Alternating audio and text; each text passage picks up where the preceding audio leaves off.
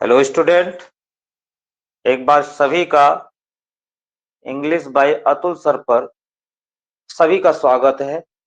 फटाफट आप लोग सभी लोग लाइव जुड़े। आज का जो सेशन है वो बड़ा ही स्ट्रॉन्ग सेशन होने वाला है और आपके अपकमिंग एग्जाम के मॉडल पेपर से सारे क्वेश्चन मैंने उसको सेलेक्ट किए हैं।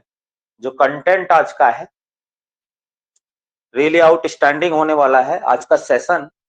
यदि सब कुछ ओके है तो आप लोग कमेंट के माध्यम से क्लियर करें। नमस्ते, very very good evening sir. क्या आप सब लोग एकदम ओके हैं? फटाफट सूर्यन, जिद्दी, जल्दी जल्दी सभी लोग ज्वाइन हो जाए।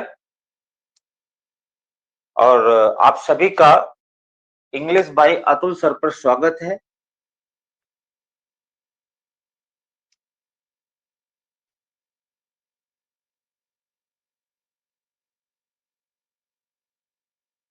आप सभी को ये जानकारी है कि जो ये मुहिम है वो केवल आपके जहन से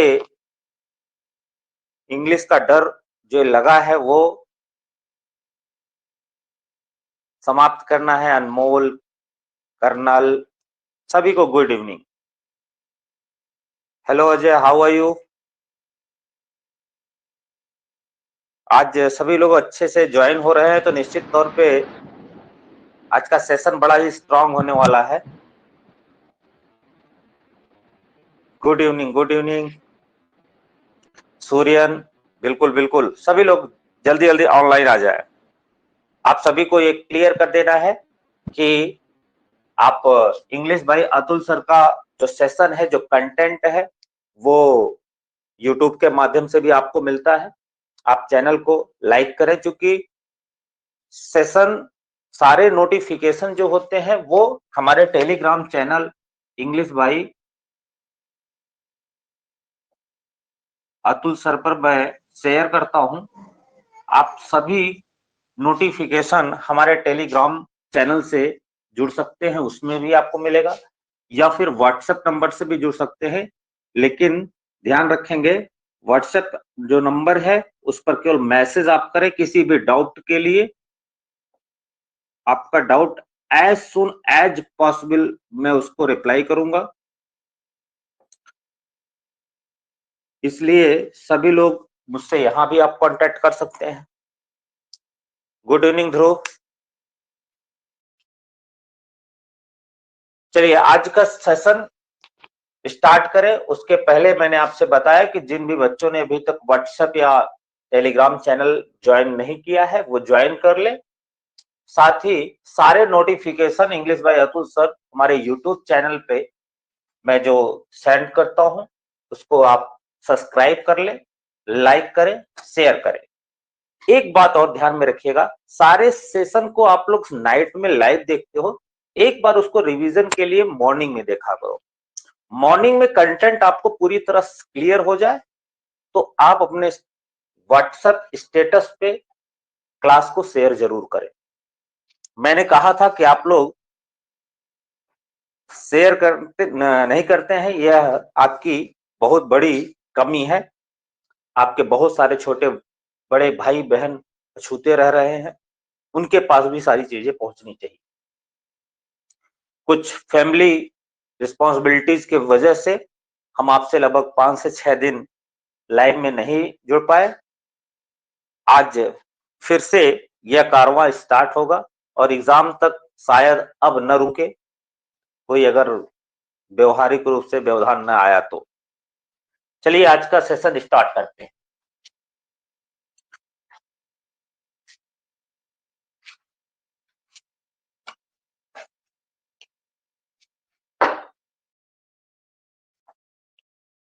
क्वेश्चन आपका पहला है, neither the size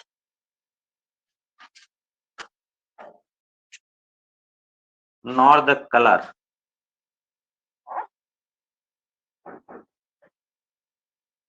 neither the size nor the color of the gloves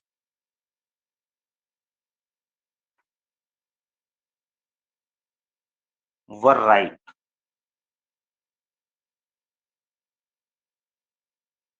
question को बड़े आराम से पढ़िएगा, उसको क्या करना है वो आप समझिएगा, उसके बाद आंसर करिएगा। इस क्वेश्चन में ये कहा जा रहा है कि neither the size nor the colour of the gloves were right. Size आकार, कलर रंग, ग्लव्स दस्ताना। तो दस्ताने का जो आकार और रंग की बात कही जा रही है, न तो आकार न तो रंग ग्लव्स के ठीक थे। ये यहाँ पे जो वर राइट लिखा हुआ है, ये सही लग रहा है कि गलत लग रहा है? क्या यहां हम इसको आर राइट कर सकते हैं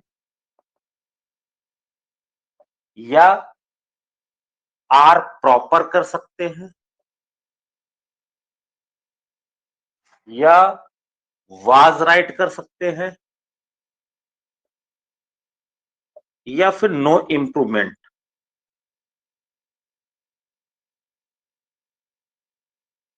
क्वेश्चन को एकदम जड़ से समझें। पहले क्वेश्चन कह क्या रहा है, आप लोगों को स्पष्ट दिखाई पड़ रहा है? कमेंट के माध्यम से बताएं। जो सेंटेंस लिखा है वो एकदम एग्जैक्ट क्लियर दिख रहा है आप लोग को? बिल्कुल। अब इस क्वेश्चन को आप समझिए, कह रहा है साइज, आकार, कलर, रंग, ग्लव्स दस्ताने। दस्ताने का जो कलर है, न तो कलर और न तो आकार न तो उसका कलर, जो ग्लव्स का है वर राइट। ये वर राइट जो है, यहां मैंने ट्विस्ट दिया है कि वर राइट इस सेंटेंस के अकॉर्डिंग सही है कि गलत है। तो क्या इसकी जगह पे हम आर राइट कर सकते हैं, आर प्रॉपर कर सकते हैं, वाज राइट कर सकते हैं, या अगर वर राइट सही है तो नो इंप्रूवमेंट? खुशी का आंसर आया was right. Suhani was right, Dhruv was right. चलिए बहुत बढ़िया, जिद्दी ने भी कह दिया वाज राइट। और लोग कमेंट के माध्यम से बताएं। रिंकू, शाबाश। अजय का भी आंसर आ गया। और लोग नहीं कर रहे हैं। Ankit Yaduvanshi ji was right. ठीक, अंशिका आर प्रॉपर। चलिए शाबाश। Colonel Kumar was right. Good. Anmol are right, are right. चलिए अब क्लियर करते हैं कि क्या होगा। ठीक, सभी का आंसर आया, बहुत ही आउटस्टैंडिंग का आंसर आ रहे हैं। और देखते हैं कि होना क्या चाहिए। सुहानी का आंसर आया वाज राइट, सही है। चलिए देखते हैं। क्वेश्चन कह रहा है कि neither the size nor the colour of the gloves were right. जिसने भी इसके कॉन्सेप्ट को जाना है उन्होंने तो बहुत सही आंसर किया है। जो नहीं जाने हैं उसके लिए अब आज का कॉन्सेप्ट स्टार्ट होता है। ग्लव्स, बहुत सारे लोग देख के ग्लव्स जो है ये प्लूरल नाउन है, इसकी वजह से कुछ लोग वर राइट सोच रहे हैं या आर राइट सोच रहे हैं। क्योंकि आपका जो वर्ब है या तो यह प्लूरल है या तो यह प्लूरल। कुछ लोगों को यह लग रहा होगा, कुछ लोगों ने कॉन्सेप्ट के अनुसार से बिल्कुल सही उत्तर दिया है। तो देखिए, आपको जानकारी के लिए मैं आपको बता दूं, और कुछ लोगों को जानकारी है। नाइदर नॉर हो गया, आइदर और हो गया, नॉट ओनली बट ऑल्सो हो गया।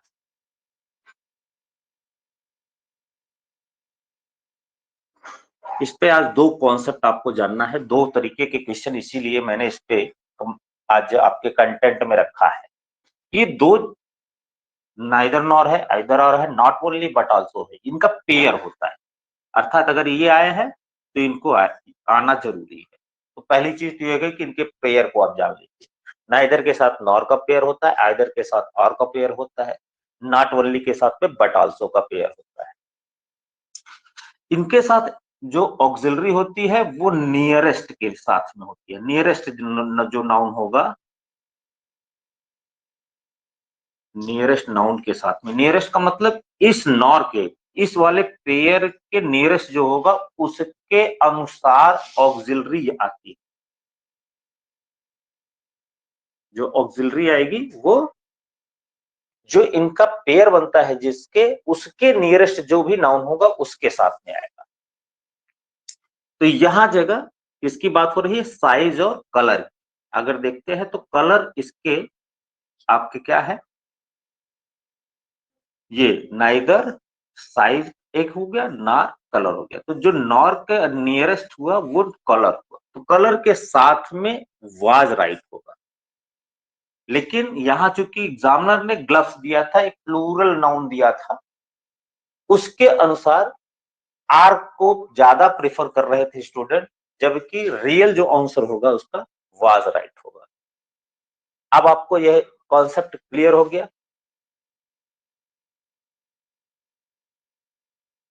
क्लियर हुआ कि नहीं क्लियर हुआ?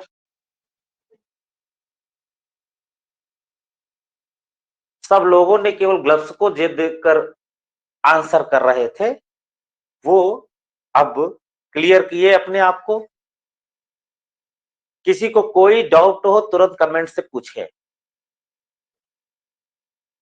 क्योंकि ये क्वेश्चन जो है वो एकदम यही क्वेश्चन आपके मॉडल पेपर में है, केवल मैंने उसको ट्विस्ट दिया कॉन्सेप्ट को समझाने के लिए, लेकिन क्वेश्चन वही। जिद्दी ने कहा कि नहीं, एक बार ध्यान से फिर से पूरा कॉन्सेप्ट क्लियर कर लीजिए। नीदर नॉर, इधर और, नॉट ओनली बट ऑल्सो, ये आपके प्रोनाउन होते हैं। प्रोनाउन का जब मैं चैप्टर डीपली आपको फिर से एक बार देखूंगा जब, तो उसके लिए एक बहुत छोटा सा छोटा वीडियो मैं बना के आपको कंप्लीट कराऊंगा। लेकिन ये होते प्रोनाउन है, पहली चीज क्लियर करो, ये होते प्रोनाउन है। और ये जब भी आते हैं नाइदर और का पेयर होता है, आइदर और का पेयर होता है, नॉट ओनली बट ऑल्सो का पेयर। तो पेयर तो जान गए। इसके अकॉर्डिंग दो कॉन्सेप्ट होते हैं। पहला कॉन्सेप्ट यह है कि ऑक्सिलरी का। तो ऑक्सिलरी हमेशा ध्यान रखेंगे नियरेस्ट, ये जो दूसरा पेयर होता है इसके नियरेस्ट जो नाउन होता है उसके अकॉर्डिंग ऑक्सिलरी आती है। तो यहां जगह आप देखेंगे दो नाउन है, एक आपका है साइज और एक है कलर। तो नियरेस्ट कौन होगा? कलर होगा। ये सिंगुलर है और सिंगुलर के लिए यहां वर नहीं होगा, वाज हो जाएगा। अकॉर्डिंग टू क्वेश्चन सबसे पहले ग्लव्स दिखाई पड़ रहा है, ये प्लूरल है, उसकी वजह से आप प्लूरल वर्ब था तो कुछ लोगों ने आर किया, कुछ लोगों ने सोचा हो सकता है सही है। तो ये ध्यान रखेंगे कि नियरेस्ट हमारा जो होगा उसके अनुसार होगा, तो यहाँ वाज होगा क्योंकि सिंगुलर है। अब क्लियर हुआ?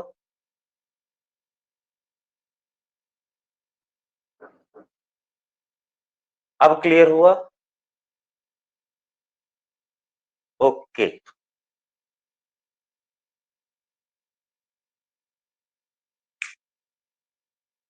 बिल्कुल कर्नल, अनमोल, अजय।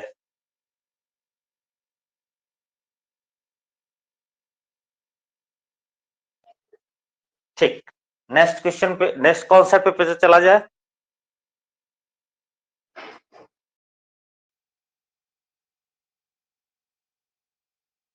चलिए अब इसी पे एक दूसरा कॉन्सेप्ट भी आपके सामने आ रहा है, पहचानने की अब आपके पास ताकत है कि वह आप क्वेश्चन कैसे पहचानेंगे और उसका आंसर आप कैसे करेंगे। Are you ready?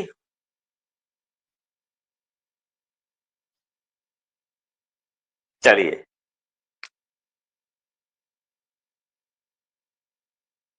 he gave neither satisfaction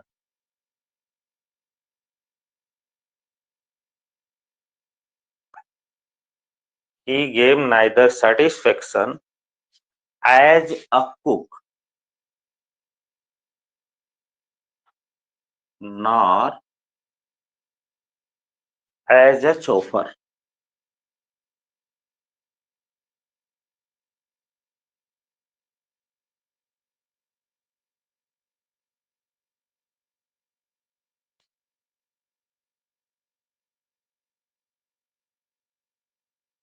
No error.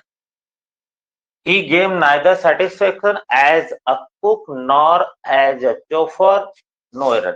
चौफर का जो अर्थ होता है वो भी ध्यान रखें, इसे हम बोल सकते हैं मोटोरिस्ट, अर्थात जो मोटर चलाने वाले होते हैं, इसी को हम बोल सकते हैं ड्राइवर। ही गेव, उसने दिया, नाइदर सेटिस्फेक्शन, सेटिस्फेक्शन का अर्थ होता है संतुष्टि, उसने न तो संतुष्टि दिया एज अ कुक, एक कुक के रूप में, अर्थात जिसको हम बोलते हैं रसोइया, रसोइया अर्थात जो पकाने वाला होता है उसको हम कुक बोलते हैं। तो उसने मुझे एज अ कुक न तो संतुष्टि दिया और न ही एक ड्राइवर के रूप में संतुष्टि दिया। सेंटेंस ऐसा कहना चाहता है। आप इसको बताएं कि यह वाक्य आपके लिए बिल्कुल सही लग रहा है या कहीं आपको गलती लग रही है, क्लियर करिए। ही गेव, उसने दिया, नाइदर सेटिस्फैक्शन, न तो संतुष्टि, एज अ कुक, एक कुक के रूप में, नार, न तो, एज अ चौफर, एक ड्राइवर के रूप। चलिए, किस पार्ट में एरर आपको समझ में आ रही, बड़े प्यार से एक एक वर्ड पर आप जोर दीजिएगा। बी पार्ट सबसे पहले उत्तर आपका आया, मैं इसको थोड़ा सा इंगित कर देता हूं। ये आपका ए पार्ट हो गया, ये आपका बी पार्ट हो गया, ये आपका सी पार्ट हो गया, ये आपका डी पार्ट हो गया। बी पार्ट सेटिस्फैक्शन अंकित, डी पार्ट खुशी तिवारी, सी पार्ट आकाश, बी। नार है बेटा आकाश, नाइदर का भी यूज है, नार का पेयर आया हुआ है, आप थोड़ा सा क्लियर करिए। नाइदर यहां है, नार यहां है, नाइदर नॉर प्रोनाउन आया है, तो निश्चित तौर पे ध्यान रखेंगे इसका पेयर बना है। ध्रुव ने कहा सी पार्ट, ठीक। अंश का सी पार्ट, कर्नल का सी, अर्पिता का सी, जिद्दी का भी सी, शाबाश शाबाश, शानदार। और जल्दी जल्दी क्लियर करें, गुड। अनमोल, ठीक ठीक। सी पार्ट खुशबू का सी पार्ट।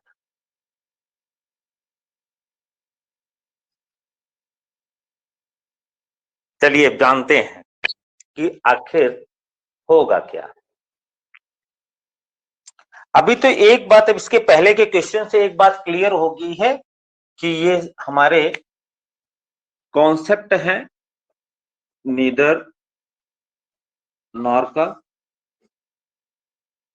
इधर आर का, नॉट ओनली बट ऑल्सो का।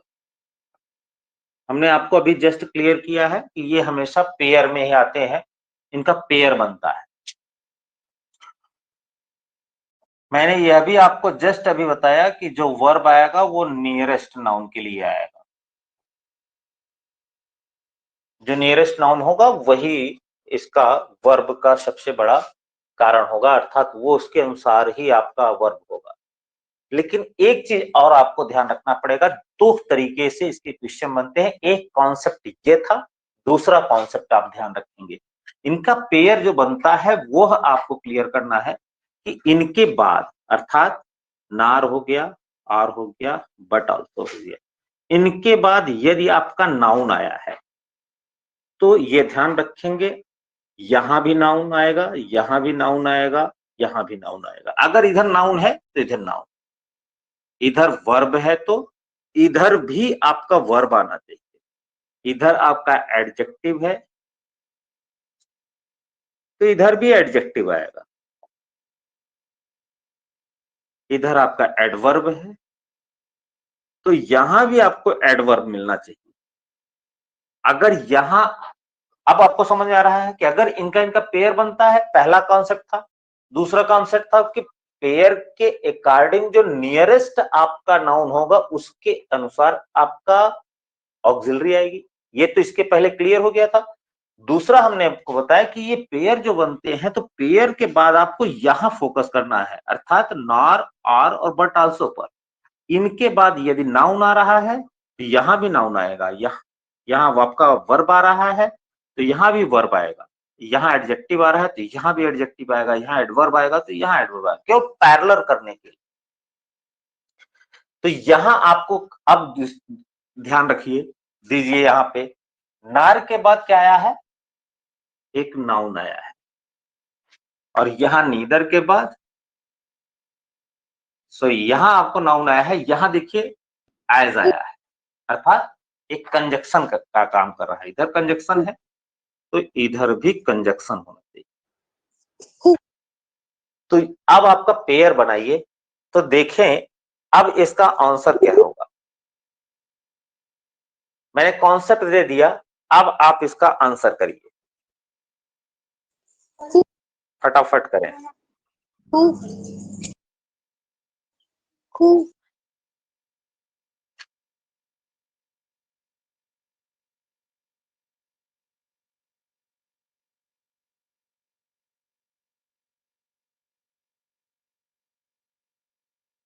सभी लोग अपने अपने माइक बंद कर लें।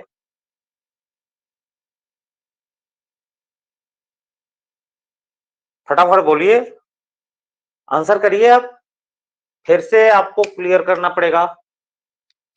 आप यहां देख रहे हो एज, नार के बाद एज अ चोफर आया है, तो यहां नाइदर के बाद भी एज अ कुक आना चाहिए। यहां आपको ध्यान रखना पड़ेगा, ये सेटिस्फैक्शन जो है यहां आना चाहिए। तो इसका आंसर हो जाएगा ही गेव सेटिस्फैक्शन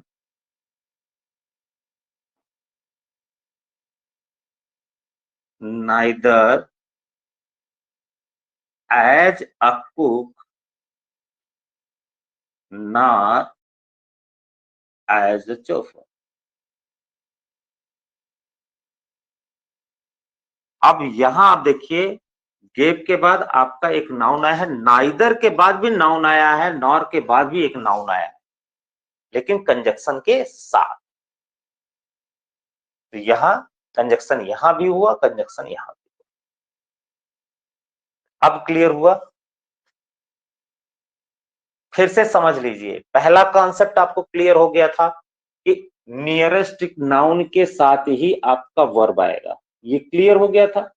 दूसरा कॉन्सेप्ट था कि इनका पेयर जो बनता है तो इसके बाद जैसा पार्ट्स ऑफ स्पीच होगा, जिस परिवार का पार्ट्स ऑफ स्पीच यहां आएगा उसी पार्ट्स ऑफ स्पीच को यहां भी आना चाहिए। तो यहां देखिए, नार के बाद एज और चौफर लिखा था, तो यहां भी आपके नाइदर के बाद एज अ के साथ में नाउन होना चाहिए था। तो यहां सेटिस्फैक्शन दे दिया गया था, ही गेव सेटिस्फैक्शन यहां आएगा, neither as a cook not as a chauffeur. अब क्लियर हुआ? दो कॉन्सेप्ट नाइदर नॉर के क्लियर आपको हो गए? फटाफट बताएं।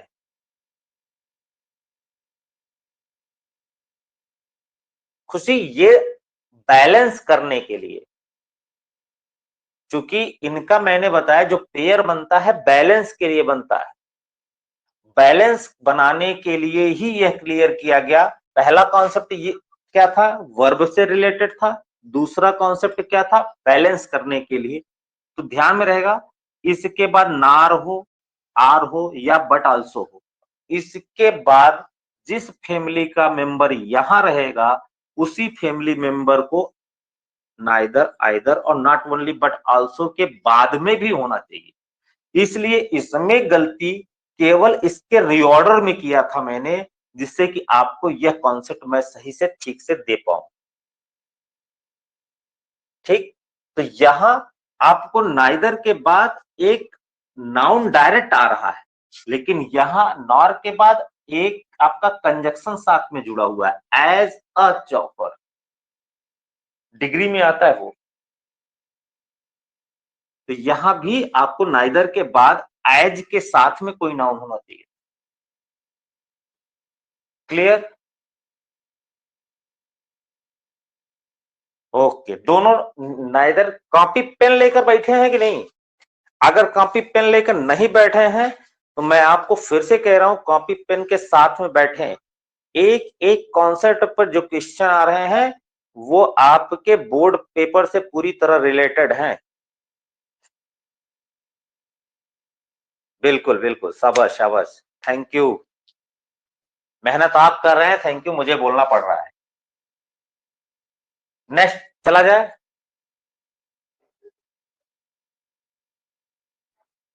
खुशी डायरेक्ट नाइदर के बाद एज कर दे। नाइदर के बाद एज करेंगे तो ये वर्ड आपका कहां जाएगा?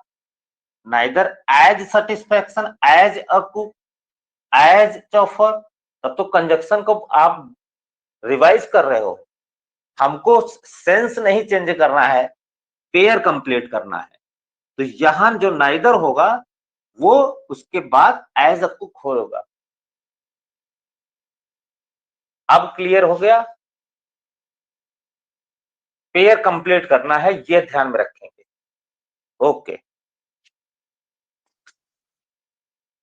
पेयर को बैलेंस करने के लिए ये आपको करना ही पड़ेगा, नहीं तो आपका सेंटेंस का सेंस और टोन चेंज हो जाएगा। इसीलिए ग्रामर में ये रूल कॉन्सेप्ट के लिए आपको दिया जा रहा है।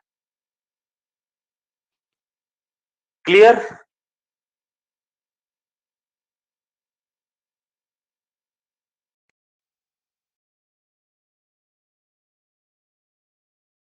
चलिए शाबाश।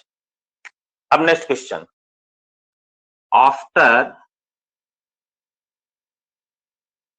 he had read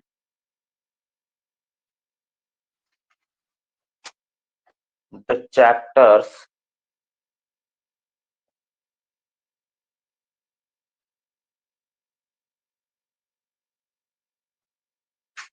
the two first chapters of the novel,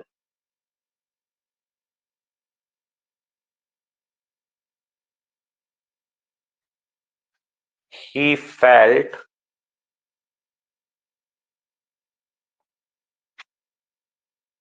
relaxed.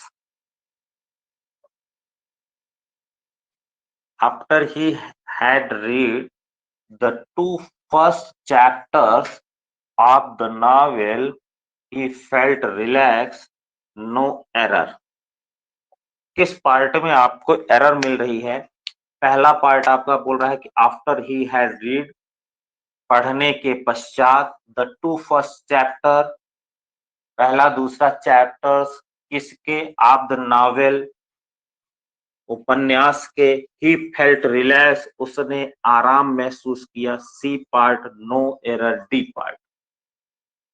Novel के पहले दूसरे चैप्टर को पढ़ने के पश्चात उसने आराम महसूस किया।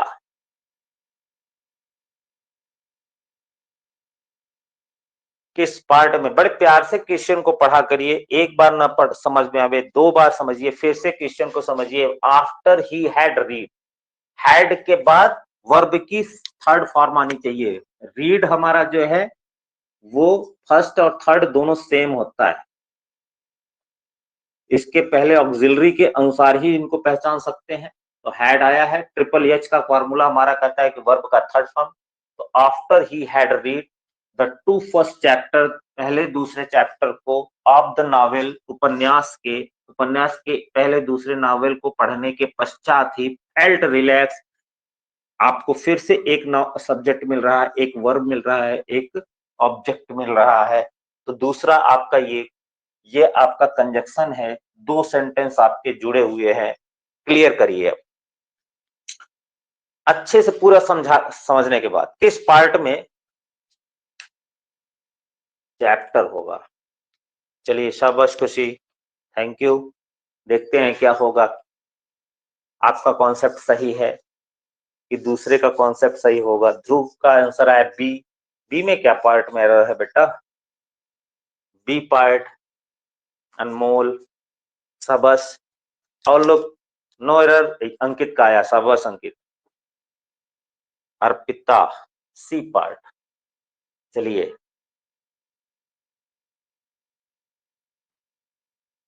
जिद्दी का बी आया,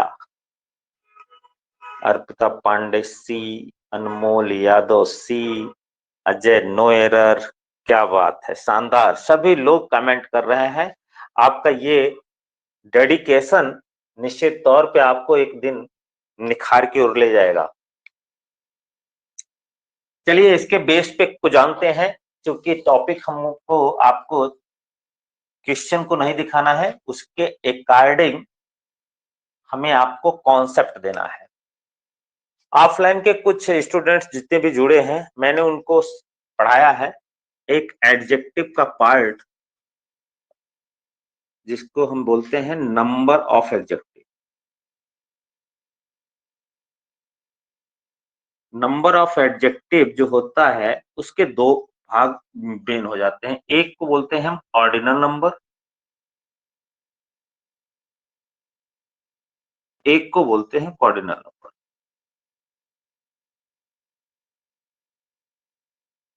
ऑर्डिनल नंबर कैसे लिखा जाता है? जब हम लिखते हैं इसको first, second, third, fourth, fifth, next, ये आपका क्या है? ऑर्डिनल नंबर है। कॉर्डिनल नंबर कैसे लिखते हैं? 1 2 3 4 5। इसको हम ऐसे भी लिख सकते हैं 1 2 3 4 5। ये हमारे कॉर्डिनल नंबर है। अब यहां देखना पड़ेगा, चैप्टर्स आया है, प्लूरल है ये, तो प्लूरल है तो ये नाउन है। नाउन के पहले आपका क्या आएगा? एडजेक्टिव आ सकता है। ये आपका आर्टिकल है, आर्टिकल के बाद नाउन आ सकता है।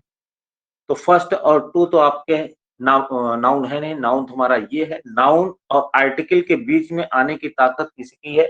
केवल एडजेक्टिव की। अब यहाँ क्या है? एक टू लिखा है, एक फर्स्ट लिखा है, एक ऑर्डिनल नंबर है, एक कॉर्डिनल नंबर है। क्लियर है?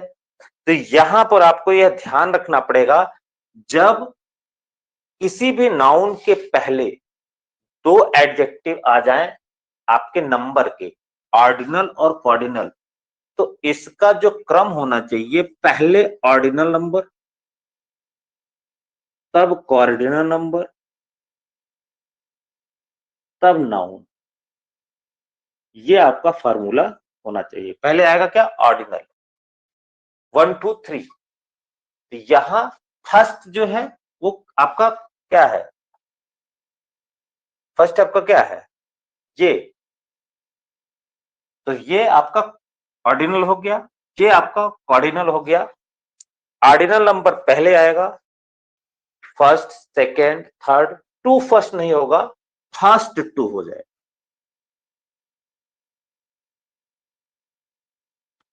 यहां इनका जितने लोगों ने बी पार्ट में दिया था वो सब आउटस्टैंडिंग, बिल्कुल शानदार।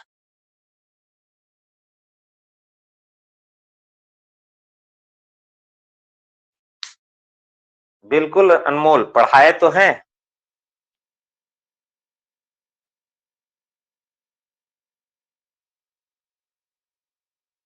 क्लियर हो गया कॉन्सेप्ट? किसी को भी दिक्कत हो, तुरंत डाउट से तुरंत आप।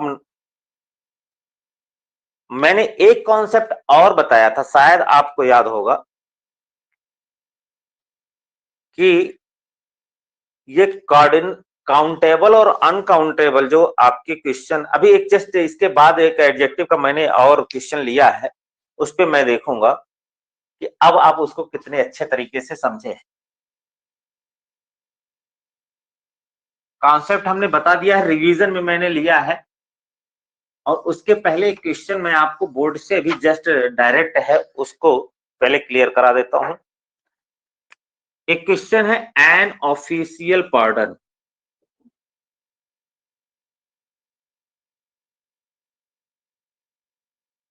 एन ऑफिशियल एक सरकारी, पार्डन का मतलब होता है क्षमा, सरकारी क्षमा का मतलब हम उसे क्या कह सकते हैं? राज क्षमा। राज क्षमा, अब जैसे राष्ट्रपति कोई क्षमा देता है तो राष्ट्रीय तौर पे क्षमा होती है उसको हम राज क्षमा कहते हैं। राज क्षमा की अंग्रेजी क्या होगी? एक है आपका ऑप्शन रेगिसाइड,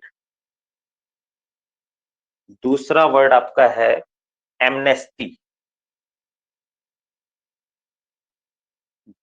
थर्ड आपका है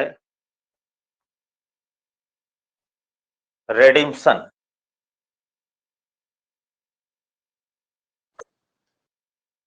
और फोर्थ कह रहा है एमनेसिया। ये सारे जो ऑप्शन में भी वर्ड आए हैं, ये सारे के सारे आपके मॉडल पेपर से लिए गए वर्ड हैं, बड़े प्यारे हैं। रेगिसाइड को भी पूछा गया है, एमनेस्टी को पूछा गया है, रिडम्पशन को पूछा गया है, एमनेसिया को पूछा गया है।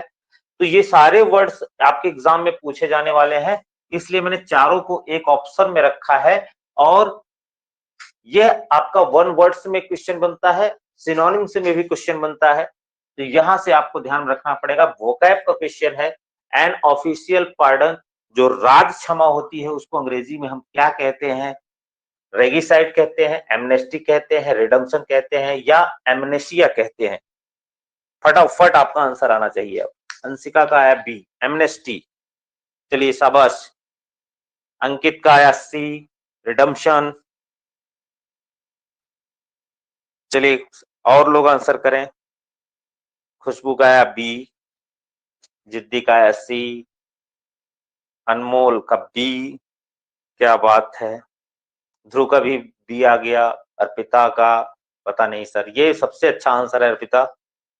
आप सबसे पहले आ तो आउटस्टैंडिंग की बात की हो, क्योंकि नो तुक्का। रिंकू बी। अगर वर्ड आपके सामने आए हैं तो आप तुरंत उसके लिए आंसर करें, नहीं आए हैं तो तुरंत उसको नो। खुशी, आपको तो खुशी जानना होगा क्योंकि आपके लेवल का क्वेश्चन है। मॉडल पेपर आपका 2016 में ये क्वेश्चन है या 17 का क्वेश्चन है ये। शाबाश। चलिए, लेकिन आज जान ही जाएंगे। आप जानने के लिए तैयार हैं कि नहीं?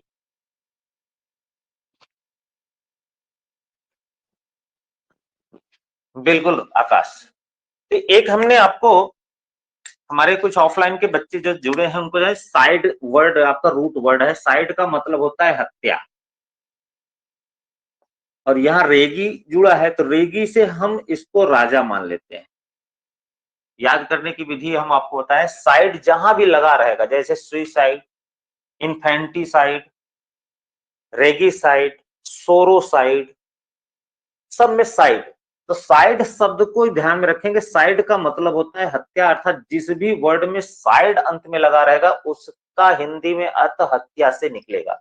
और रेगी का मतलब होता है राजा, अर्थात राजा की हत्या करने वाला। किसी राजा की जो हत्या करता है उसे हम अंग्रेजी में क्या बोलते हैं? रेगिसाइड। आपको ये बेहतरीन शब्द मिला है, कई बार पूछा गया क्वेश्चन है ये। और वन वर्ड्स के लिए तो रामबाण क्वेश्चन है ये, ध्यान में रखेंगे। रेगिसाइड, राजा की हत्या करने वाला। और ध्यान रखें, मैं एक साइड का एक वीडियो बनाऊंगा, साइड रूट वर्ड पर कितने वर्ड्स बनते हैं। तो साइड से तो हत्या क्लियर है, उसके पहले कौन कौन से शब्द जुड़ते हैं जिससे कि हत्या वाले शब्द आपके जुड़ जाए एक साथ? रेगिसाइड, फिलिसाइड, सुइसाइड, और इसी तरह सोरोसाइड, बहुत सारे साइड के वर्ड हैं। तो सबको एक छोटे वीडियो में इसको हम समझाएंगे। एमनेस्टी का मतलब क्या होता है? एमनेस्टी का मतलब होता है राज क्षमा।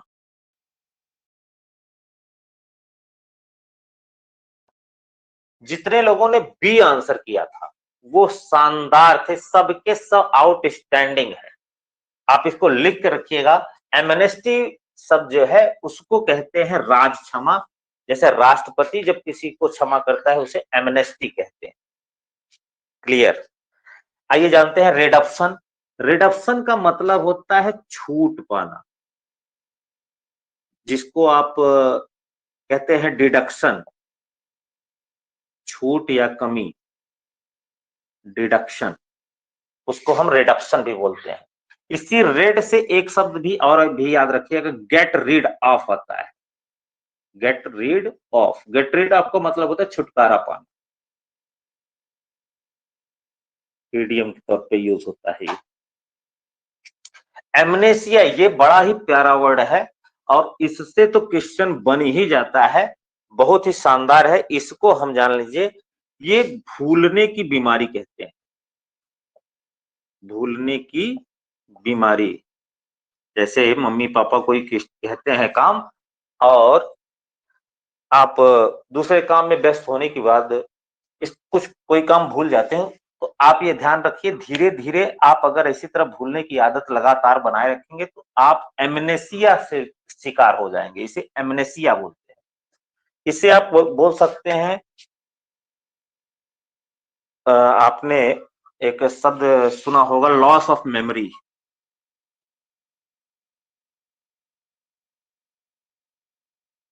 वो आप एक मूवी आपने देखी होगी गजनी, उसमें एक्टर के पास एमनेसिया नाम का रोग था, भूलने की बीमारी थी। हर 10 मिनट के बाद सारी चीजें वो भूल जाता था। तो ये आपको बहुत प्यारा सा वर्ड है, लॉस ऑफ मेमोरी। तो इसको भी आप दिमाग में रखेंगे। तो हमको एन ऑफिशियल पार्डर, राज क्षमा को हम क्या कहते हैं, एमनेस्टी कहते हैं।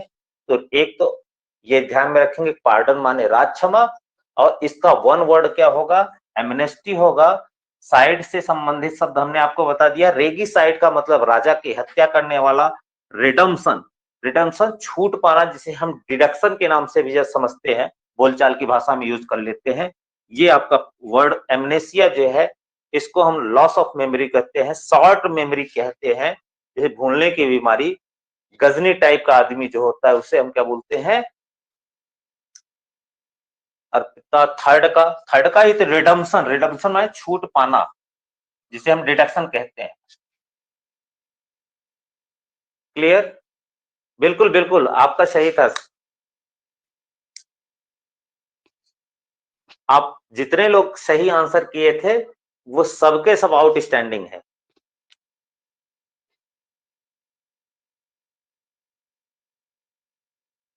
जी अंशिका, बिल्कुल बिल्कुल, आपका भी सही था।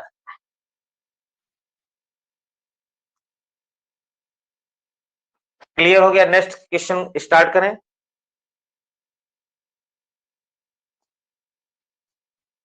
चलिए अगले क्वेश्चन की ओर चलते हैं।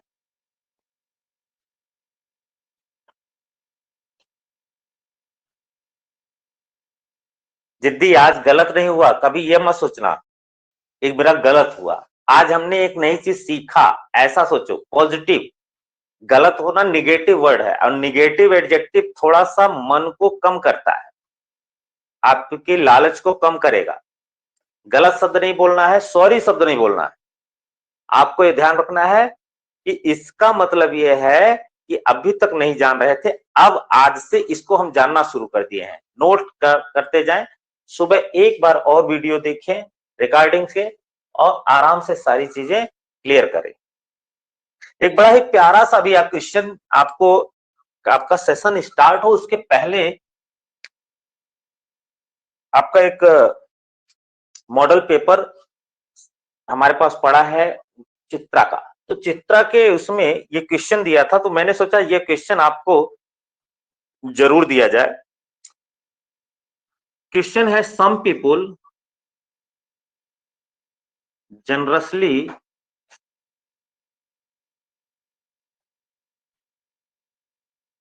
contributed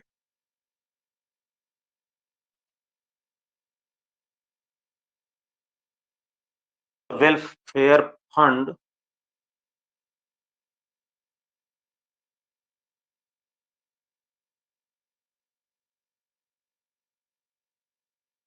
but they wanted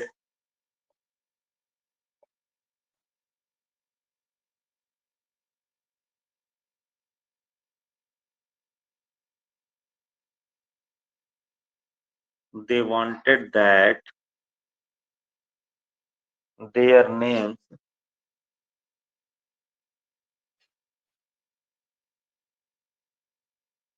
should not be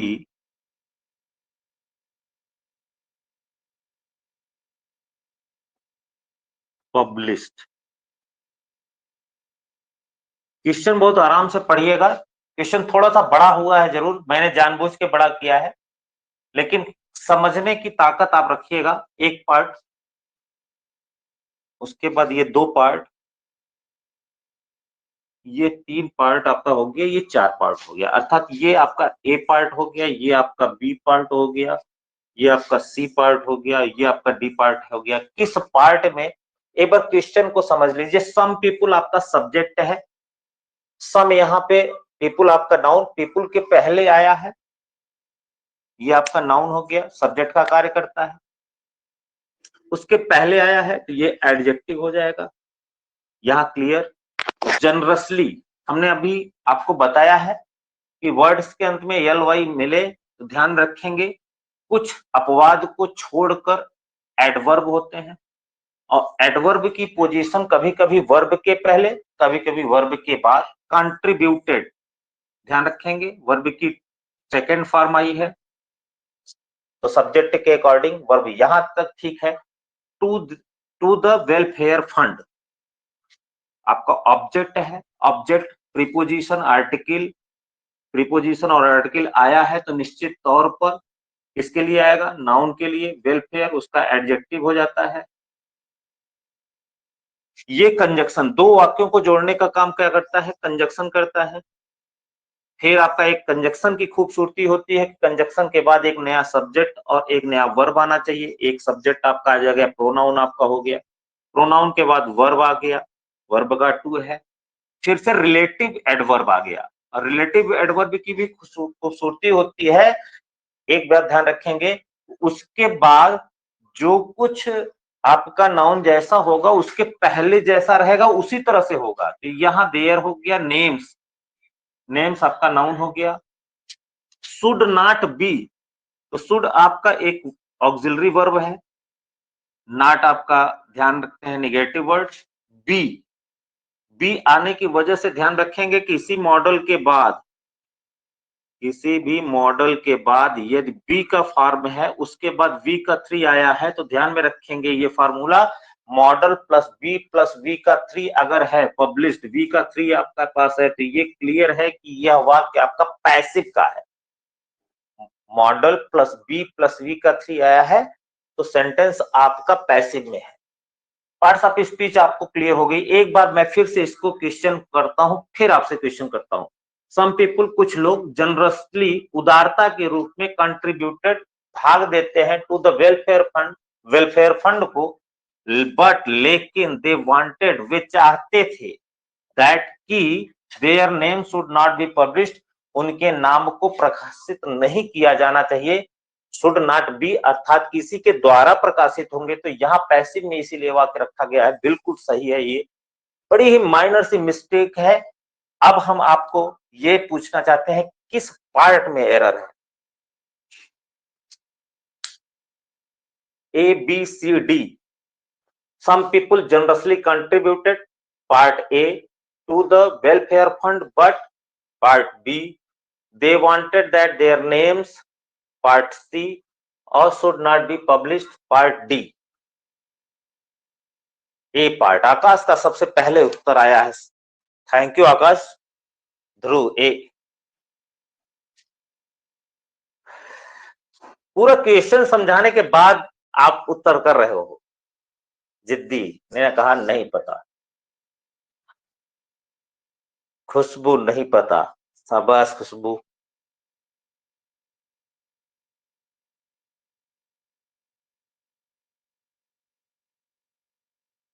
और लोग आंसर करें, फटाफट आंसर करें। सी पार्ट, क्या बात है, शानदार, संसिका का सी पार्ट, शाबाश शाबाश, जल्दी फटाफट, रिंकू नहीं पता। और लोग आंसर करें। चलिए ठीक है, सब कुछ समझाया था, फिर से एक बार क्लियर करते हैं। हमने आपको बेसिक चीज में बताया कि सब्जेक्ट के रूप में नाउन आता है और ऑब्जेक्ट के रूप में नाउन आता है। तो यहां से क्लियर करते हैं। सम पीपुल, पीपुल आपका नाउन है, नाउन के पहले एडजेक्टिव आ सकता है, यहां कोई दिक्कत नहीं। क्लियर? उसके बाद वर्ब आना चाहिए। कंट्रीब्यूटेड, वी का टू आया है वर्ब के अकॉर्डिंग। जनरसली सब जानते हैं, उदारता पूर्वक, वर्ब को क्वालिफाई कर रहा है, एडवर्ब है, पहले आ गया है, उसकी भी पोजीशन ठीक है। To the welfare fund, to हमारा क्या है? कंजक्शन है, सॉरी प्रीपोजिशन है। प्रीपोजिशन हमने बताया है, प्रीपोजिशन के बाद ये आर्टिकल आया है, और प्रीपोजिशन और आर्टिकल दोनों किसके लिए आते हैं भैया? नाउन के लिए आते हैं। तो नाउन आपका फंड है, फंड के पहले ध्यान रखेंगे आपका वेलफेयर है, तो नाउन के पहले एडजेक्टिव आता है, ये भी आपका सही है। बट अब दो वाक्यों को जोड़ रहा है भैया, तो कंजक्शन का काम है, जोड़ने का काम आ गया, तो आपका बट हो गया, ये हाँ सही है। कंजक्शन के बाद एक नया सब्जेक्ट आना चाहिए, तो प्रोनाउन के रूप में दे आपका आया है, यहां सही है।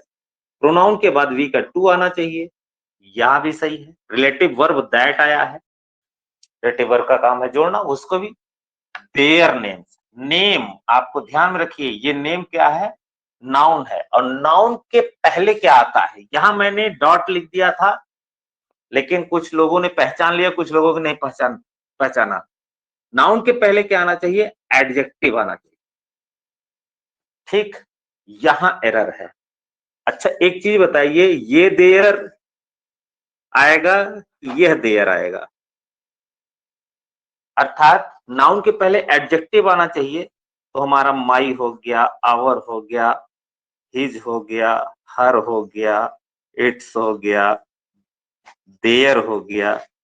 तो THEIR आएगा कि THERE?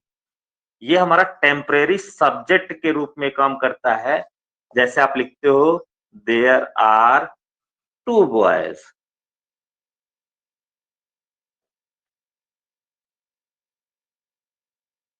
खुशबू कुशवाहा देयर, हाँ। अब देयर ये जो है, ये टेम्परेरी सब्जेक्ट का काम करता है, यहाँ सब्जेक्ट की कोई आवश्यकता नहीं थी, नाउन यहाँ रखा हुआ है, नाउन के पहले एक एडजेक्टिव की जरूरत थी। यहाँ देयर, यह देयर न होके THEIR वाला देयर होगा। जस्ट अभी मॉडल पेपर से क्वेश्चन उठाया।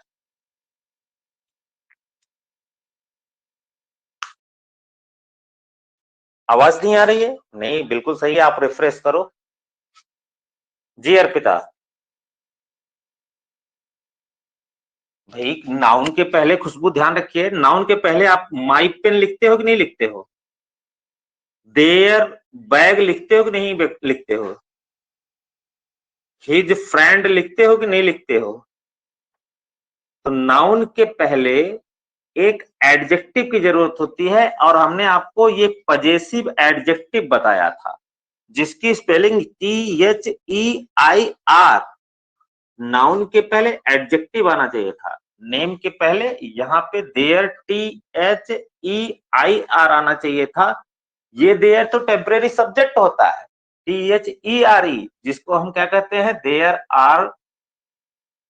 There was a king. ऐसा आप एक सेंटेंस बनाने के लिए इसको सब्जेक्ट के रूप में यूज करते हो, इसको टेम्परेरी सब्जेक्ट कहा जाता है। जबकि इस सेंटेंस के अनुसार अब एडजेक्टिव की आवश्यकता थी, और एडजेक्टिव देयर स्पेलिंग THEIR होता है। कितनी माइनर सी मिस्टेक थी।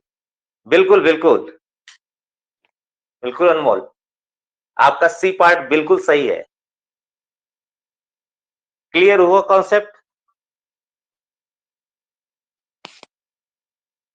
कितनी माइनर सी मिस्टेक थी। और आकाश, आपके तो लेवल का क्वेश्चन था।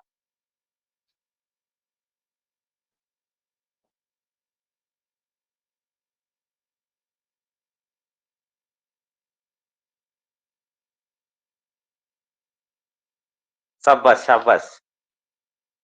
आपको क्लास कैसी लग रही है? कब कमेंट के माध्यम से बताएं।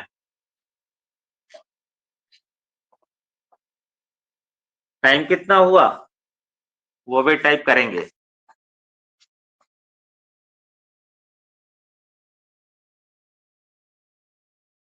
Thank you thank you. बिल्कुल खुशबू, आप सभी को आज का सेशन जो प्यारा लगा है, इसको एक बार जरूर फिर से देखिएगा। और जब फिर से देखेंगे, एट दैट टाइम, जब आपको कंटेंट अच्छा लगे, तो निश्चित तौर पे एक शेयर तो बनता ही है। और मैंने आपसे शेयर के लिए कहा था, लेकिन हम देखते हैं कि आप शेयर करने में बहुत कंजूसी करते हो। मैंने केवल एक चीज कहा था कि पर डे मेरा एक कंटेंट आपका स्टेटस पे होना चाहिए। बिल्कुल। तो आप सभी सेशन को एक बार दोबारा से देखिएगा। आपको कहीं भी डाउट समझ में आ रहा है, आप निसंकोच मुझे मैसेज करिएगा। I will answer you as soon as possible. Okay, thank you, thank you. Very very good night, sweet dreams. आप सभी स्वस्थ रहें, मस्त रहें। एग्जाम आपके नजदीक आ रहे हैं, खूब अच्छे से पढ़ाई करें और डाउट क्लियर करते रहें। Good night everyone.